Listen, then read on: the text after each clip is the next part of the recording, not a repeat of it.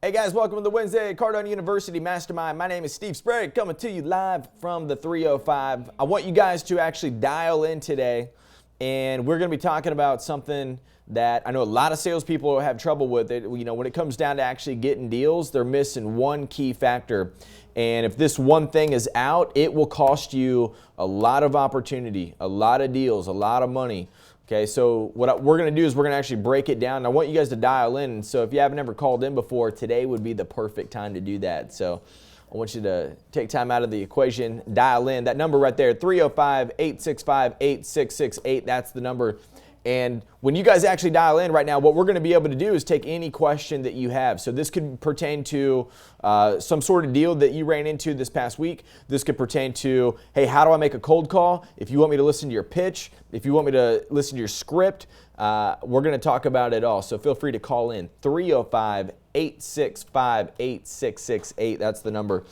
So we're going to be talking about one thing, one of the factors that you must have in closing a deal. We already got callers in? Yes. Nice. Everybody's loaded up. Okay, one of the factors that you must have to get a deal done, there's a couple of them, but the one that is going to be extremely important or you will not get deals done is going to be urgency. You must have urgency. If there's no urgency, there is no close. I want you guys to write that down. If there's no urgency, there is no close. If there's no reason for me to do it right now, then I'm just not going to do it. I'm going to wait. I'm going to put it off. I'm going to think about it.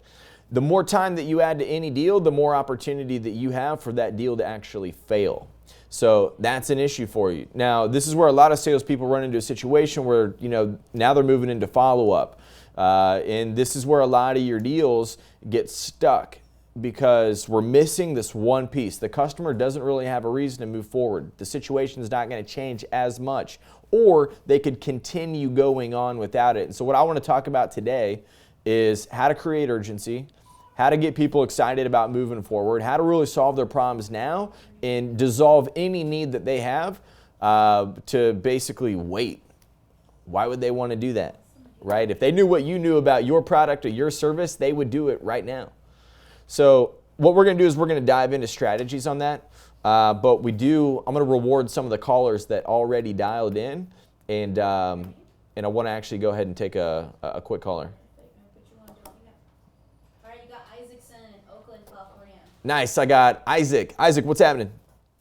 Having a great day here. How about you? Oh man, I'm having an awesome day. What type of business are you in? I am heavily involved in the apartment business.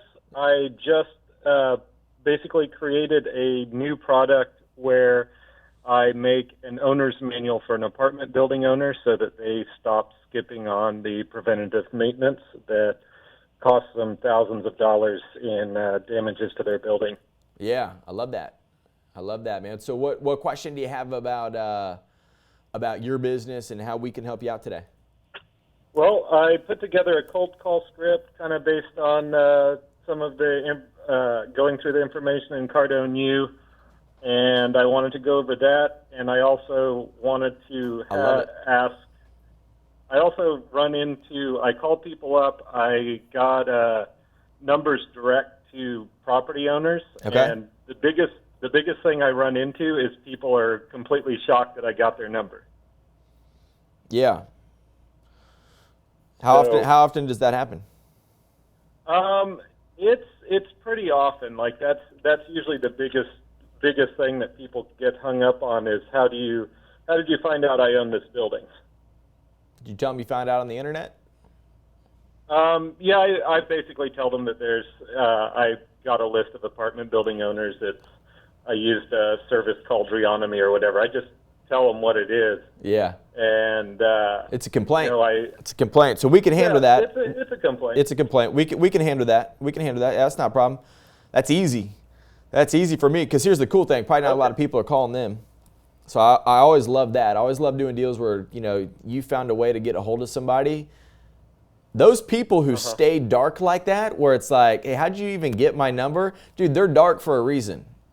It's because they can actually do some business with you.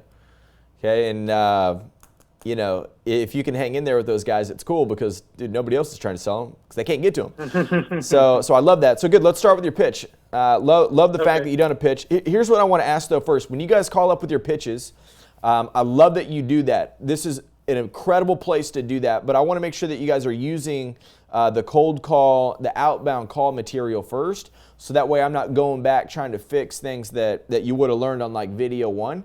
And Right. have you done that, Isaac? Have you checked into the cold call program? Yes, I did. Beautiful, Yes, I did. beautiful. So let's hear your pitch. So, hi, is this Steve? Yeah. Hi, this is Scott from TCI Building Services.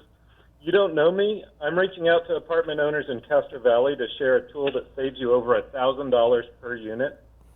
To be sure I'm not wasting your time, do you own a building in Castro Valley? Yeah. Let me ask you this, man. How'd you get my number?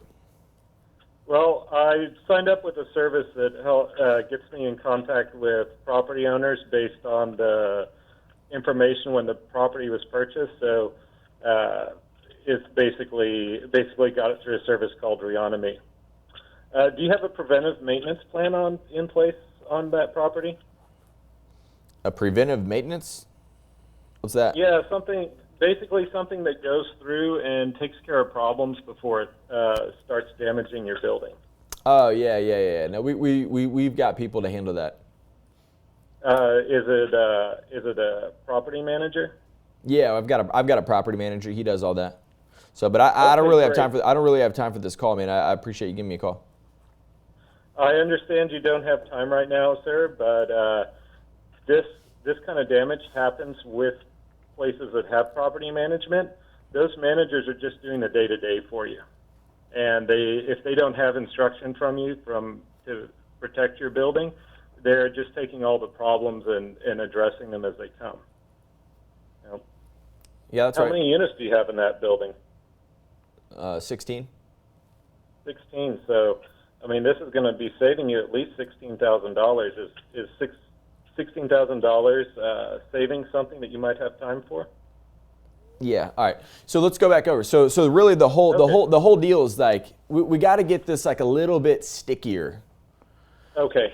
It's like a little bit stickier, maybe like a little bit, like I would even say like a little bit like shinier or like sexier. Like this needs to be, you know what I mean? Like it's just not. So number one, you guys just have to understand it's a cold call. So here's the first rule of the cold call. Like they're not expecting you to reach out, right? And so they're probably not going to be openly interested. It's the whole nature of the cold call. It's the fact that like you're calling somebody to get them interested in something.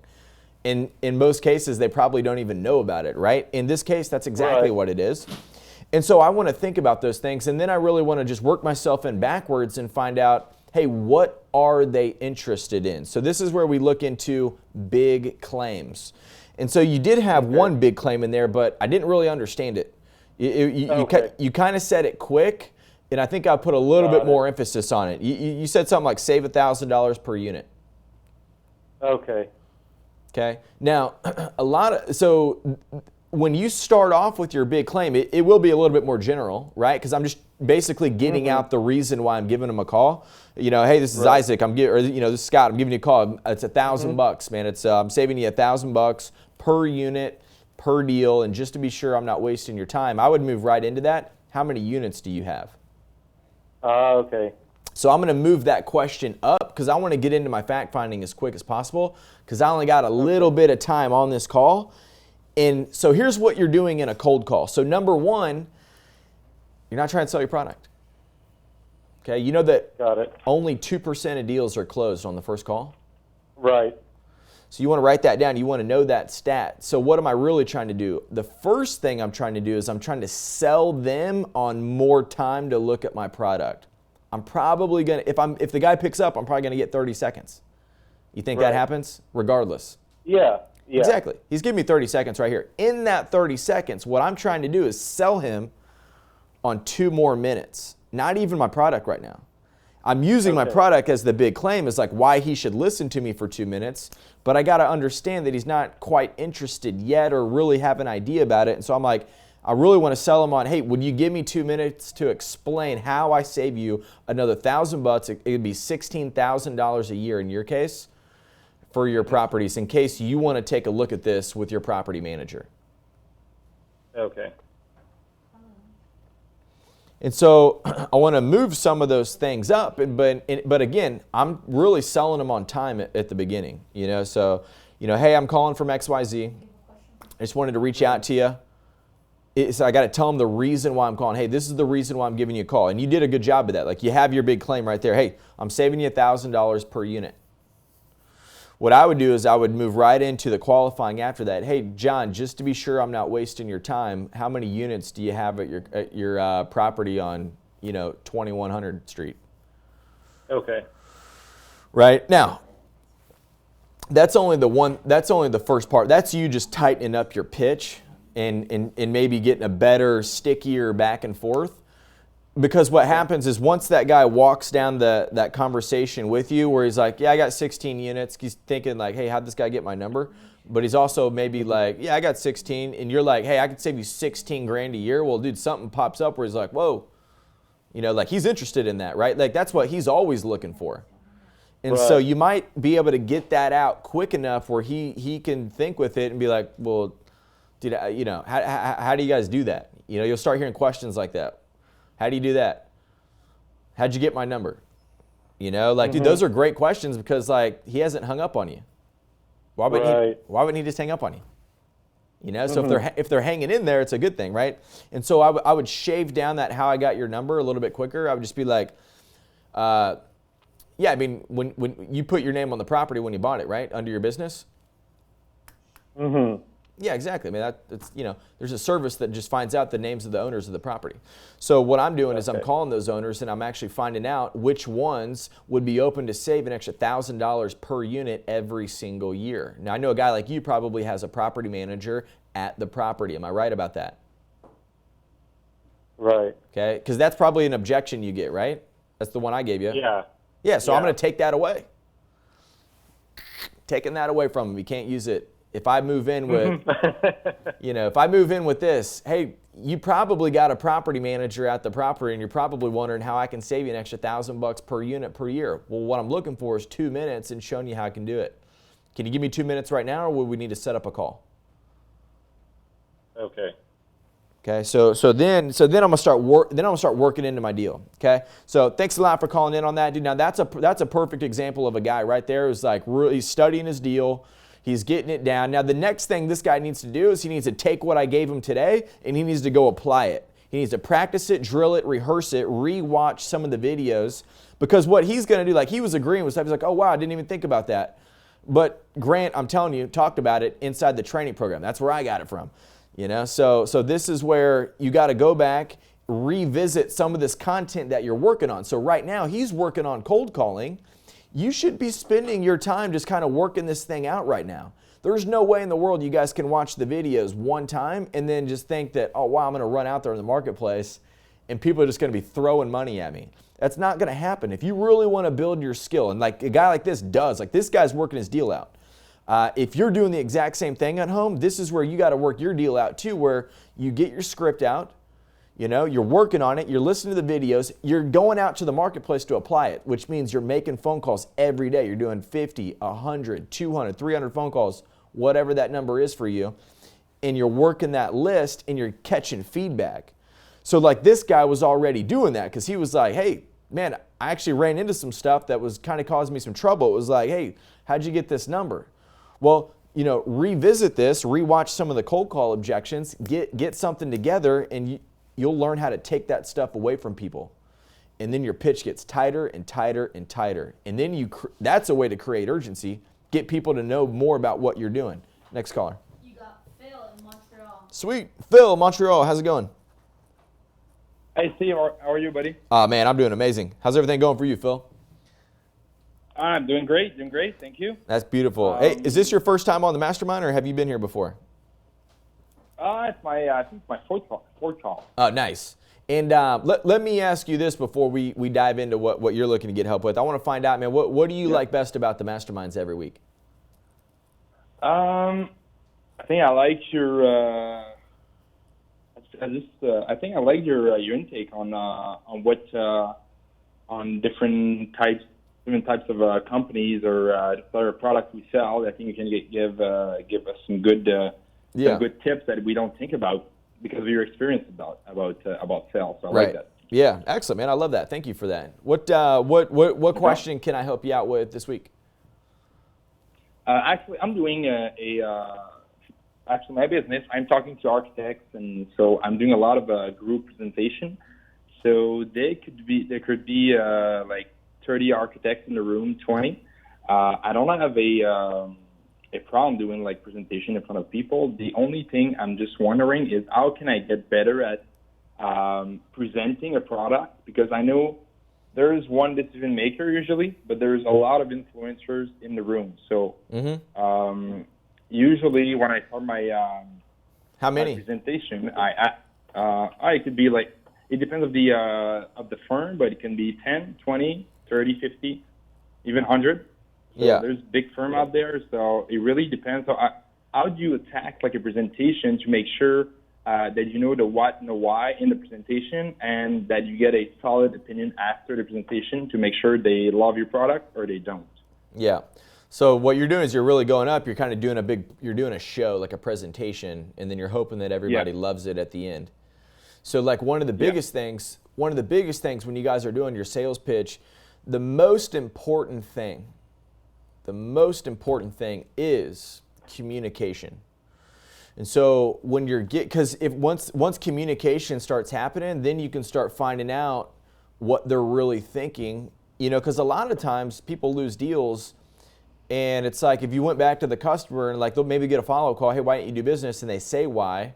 It's like, man, I wish we would have known that because we could have just handled that, right? Or like, hey, we do that here. I should know you guys wanted it type thing, right? And so what you want to do in a group situation like that is you maybe want to like grab people and say, hey, John, sir, over in the XYZ department, because you should know some of these people going into it. You should be doing your research before you go in. Yeah. And you should maybe call people out, hey, John, over in the, XYZ department, hey, how does this particularly benefit you in your department? And let him answer.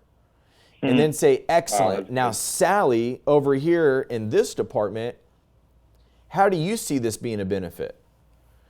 And let them communicate, right? And let some people start flowing, because then what happens is other people around them are like, yeah, like it starts making more sense to them.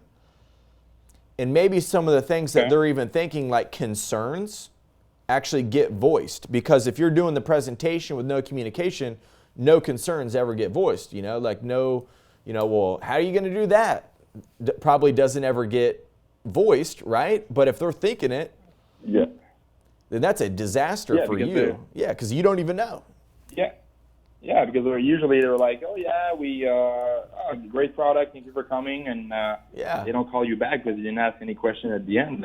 So you would ask those questions at the end of the presentation, or you will like cut your presentation in different parts? I would try to get to communication as quick as possible. As soon 3 minutes into the deal, I would maybe even ask. I would do my homework going in. John, listen, hey, what's going to be the most important thing to you in your department? I'd start my whole presentation off with that. Okay, excellent. Before starting, okay. Yeah, hey, excellent. We're going to cover that. Sally, over there in your department, right? If I'm doing my presentation from a stage. Sally, in your department. Like, you guys can do this with a husband and spouse, too. Like, this should happen, right? Like, here's a really good example. You guys going for, like, a furniture, right? You go to buy, a husband and wife go in to buy furniture, right? And they're in there. Like, they both have different needs and wants, right? Like, you got the husband who is going to spend all the time on the couch when he comes home from work because he's tired and blah, blah, blah, whatever. And then you got the wife who's like worried about, wow, what if the kids spill something on it nice? So like, do we get something, right? And so there's two different wants and needs right there. And that same thing happens in these B2B conversations. You got different departments with different reasons why they would do it or why they wouldn't want to do it. And if you don't ever get those things voiced, you don't ever get to handle the situations or really just kind of dissolve the complaints, right? And so I would start with that, man. That would be a really good way to do it. Okay, so you start with that, and at the end you kind of ask questions like you told me in different part of the from like this guy, what do you think about that? And you, Sally, what do you think about that? And do you do Definitely. is it good to do a ask him from 1 to 10, on a scale from 1 to 10, like a trial close to all of them at the end, or you want to take everybody separately like you? Well, you might want to grab, like if you've got somebody who's like really talking, I might grab somebody. I might be like, hey, John, so, hey, just in your personal thoughts here, in front of everybody, hey, on a scale from 1 to 10, how do you feel about the project? You could 100% do that. I do that. Like, so what I do on a daily basis is I'm presenting to usually 3 to 5 people. And I'm doing this every single day. I start the call off like this. Hey, Phil, what's the most important thing you're looking to gain from the call? Excellent. Hey, thank you for that. Natalie, and for you, what's the most important thing you want to gain from the call? Excellent. So I'm collecting data, and I'll find out different things. Some people don't even want to share, but what happens is they start talking about it, and they're like, oh, yeah, no, hey, we want to see this too. Excellent. Hey, we're going to cover all that. I'm going to drop a big claim. I go into my deal, my presentation, and then at the end, I go right back to my communication, and I'm like, okay, Phil, what's going to be, how does this benefit your department? How do you see this working in your department? Okay, excellent. Natalie, now, when we talked about this part, did you see the benefits that it would have for your department? Yeah, so I start communicating with them, right? And there's different terminals there. There's different people, like there's different things that are happening. So I want to communicate with each one. That way I don't leave and they've got some sort of different conversation with objections that I wasn't able to cover. That makes sense? Yeah, in my back and yeah, that makes total sense. Beautiful. All right. Thank you, Steve. Good. Hey, thanks a lot, Phil. Appreciate you calling in, man. We got next caller. All right, we got one last caller coming from England. His name is Jay Gibson. Jay, what's happening? Hey, man, you good? Man, I'm doing amazing. Thanks for calling. Oh, wait, where are you at in England? Leicester. It's about the middle of the country. About an hour from London. Dude, that's amazing. That's cool, man. You good? Dude, I'm amazing. Things are good over here. I can't wait to hear from you. What challenges can I help you out with this week? So the main thing with me is obviously I've been watching the show today, and obviously it's how to create urgency with the cold call and whatnot. Yep. And the main thing with me is if I'm doing a cold call, to someone I've never spoken to before, I've got their number off LinkedIn, and I'm calling them. The main thing that I'm struggling with is on that initial call is obviously because you're bringing them off the spot, it's to build that trust with you on the spot. So you go for the deal straight away, and it's just to build that trust and how to go around it in a 1 minute pitch to figure out whether they're a buyer, figure out what's for them. And it's kind of like the elevator pitch, but like a 60-second one in just trying to get in there and build that trust and make yourself come across a lot better than maybe what I am at the moment. Yeah. Well, you think about people that, you ever had like a friend where like, dude, you guys told each other everything? Like you were always truthful with each other and like that's probably one of your best friends? You have somebody like that in your life? Yeah, definitely. Yeah. And so you guys trust each other like hardcore, right? Like it didn't start like that, but you got to a place where like, it's because you guys tell each other the truth. Now, have you ever had a friend that lied to you? Yeah, of course. Yeah, exactly. You hate that. Yeah, you're like, I don't trust him for nothing. So you got to think about it. Truth is the answer. So truth is really the answer on this. So if I'm on LinkedIn and I'm like, hey, I got this guy's number and now I'm going to cold call him. The biggest problem is people, like I got people who cold call me here at the office all the time just because, they find out they think they can get through me to get to Grant, whatever they think. And they always lie to the receptionist and they're like, no, I was on the call with Steve, like, hey, we're doing a deal. And I know when it comes to the receptionist what it is. And I'm like, yeah, send it through. Cause I scorch these people on the call and I try to sell them my product cause they need it. And so what you would want to do is tell them right out the gate, you're calling up and you're like, hey, John, hey, my name's Steve. You don't know me and I don't know you, but we connected on LinkedIn and I knew that what you did would be perfect for what we do here, and I thought I could solve some problems for you. Wanted to find out, look, do you have 30 seconds I could share with you a way for us to, boom, I'm going to drop my big claim. What's the big claim in your business? So I don't know whether much like the events that go on over in England. I don't know whether but so I guess it's soccer for you guys, like football for us. And there's rugby, Monaco Grand Prix. So I'm in the hospitality industry. So okay. we sell events. So on a cold call, for instance, say if I've just rang you up, this is how like I approach it, sort of thing. I'll be like, "Hi, is that Steve?" Okay. Hello. Yeah.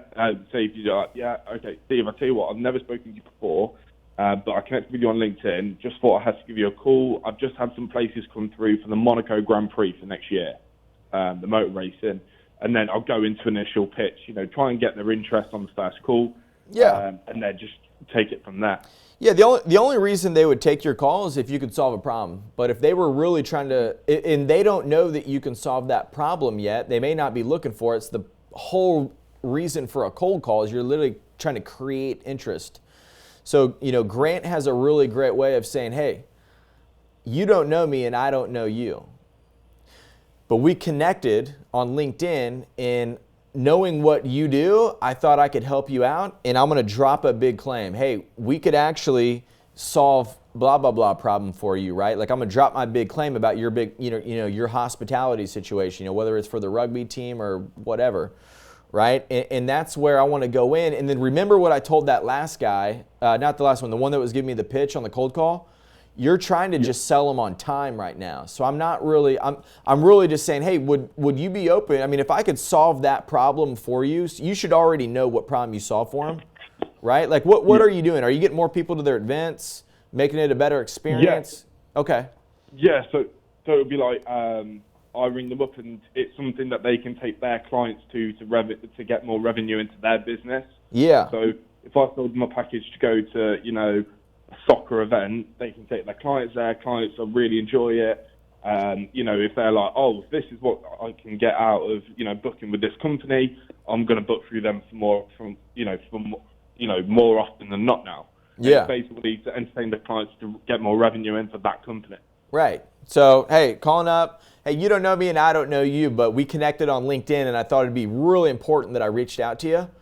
Based off what you do, we can help you get a much higher ROI per customer that comes into your events based off the help and support that we have for your events. What I want to do is spend about 2 to 3 minutes showing you what we have in case you'd want to set up a meeting on it.